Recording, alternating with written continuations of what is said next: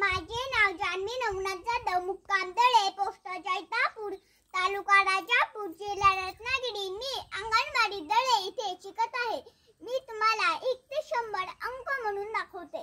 1 2 3 4 5 6 7 8 9 10 11 12 13 14 15 16 17 18 19 20 21 22 23 24 25 26 27 28 29 30 31 32 33 34 35 36 37 38 39 40 41 42 43 44